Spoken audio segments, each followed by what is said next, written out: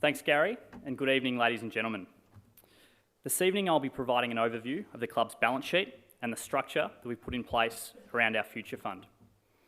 There'll be three themes that I touch on during my presentation, and they are that our balance sheet is in a strong position. 2, that we are well placed to invest in our home-based facility. And 3, that we've established our future fund to ensure the long-term financial sustainability of the club.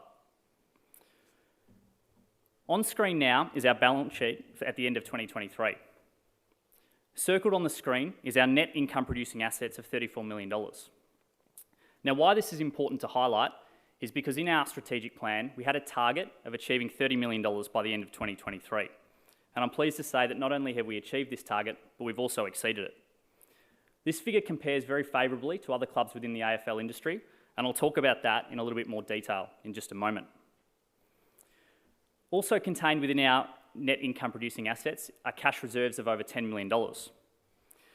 Importantly, you'll notice that we've highlighted on the screen $8 million of those funds which we are allocated to invest in our home-based facility.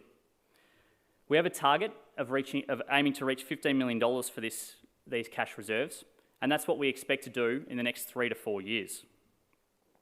This contribution will be in addition to funding that we secure from other sources, including a supportive fundraising campaign at the appropriate time. I hope that this gives you an understanding of the financial planning that we're putting in place for our facilities, and that you're assured that we are well placed to make the necessary investment when the time arises. Also on the screen right now and contained within our income producing assets is our future fund of $23.7 million. This represents the proceeds from the Bentley Club sale, which settled early in the financial year. Gary has spoken to the performance of the fund earlier, and I'll touch on the structure that we've put around that fund shortly. Another important item of the balance sheet to draw your attention to this year is the significant increase in fixed assets which has occurred. This is driven primarily by the $5 million that we've invested in our existing facilities, particularly out at Casey Fields. This takes our investment in existing facilities to around $17 million since the start of 2020, most of which has been at Casey, and Gary will talk you through some of the outcomes of this investment shortly. It's also significant that we've been able to achieve this level of investment while substantially growing our cash reserves over the last 3 to 4 years. And this is due to the project fundraising we've been able to generate from a range of stakeholders. Now, one question I'm asked often is, how does our balance sheet compare to others within the industry? Now, on the screen now is a summary of our net income producing assets compared with other clubs.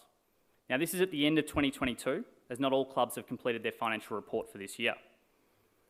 As you can see on the screen, we are in the top 4 clubs in the AFL under this metric, and that's an important measure of the underlying health of the club's balance sheet. This has been a substantial improvement over the last decade. It was only 10 years ago that we were ranked in the bottom 4 with an equal amount of debt to assets held. Members should be incredibly proud of our financial position and be confident in our abilities to deliver on the club's growth ambitions.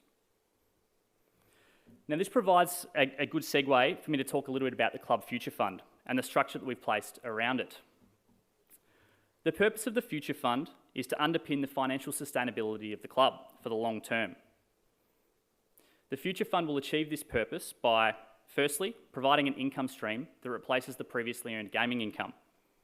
As Gary's mentioned, it's important that this income stream is independent of our football performance, providing stability when the men's team is not in the finals, even though we obviously hope that is many years away.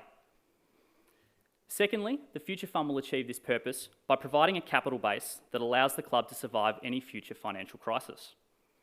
Recent years have shown how important it is that we have a capital base to assist us when financial circumstances or unforeseen financial circumstances arise. And that was exactly what we were able to do during COVID, when we remained one of only a handful of clubs that didn't require AFL assistance. You will notice that we've outlined that the Future Fund won't be used for investment into our club training and administration base.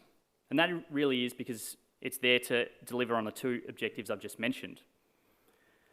However, I do want to assure members that with $8 million in cash reserves allocated for facilities, which we expect to increase to $15 million over the coming years, combined with our fundraising activities, which we will launch at the appropriate time, we are well placed to invest in that project when required to do so. As I previously mentioned, there is $23.7 million in the Future Fund, which represents the proceeds of sale from the Bentley Club. You will note that there's no reference to the Leoak sale proceeds being allocated to the Future Fund. Leoak was sold back in 2018, and there was no intention then of allocating these funds into the Future Fund. The funds from the Leoak sale have been used to repay $4 million of debt, which the club was in at the time of the sale. They've also been used to manage through the financial challenges of COVID, and in part, they are a contributing factor to the strong cash reserve position we're in at the moment. As Gary mentioned, the Future Fund generated a return of just under $700,000 this year. As outlined in the report, there was a $400,000 dip in the valuation of the portfolio just before year end.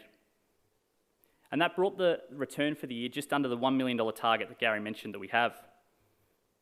Pleasingly, however, this valuation reversed entirely in the first 2 weeks of November, and the Future Fund has performed very strongly into December.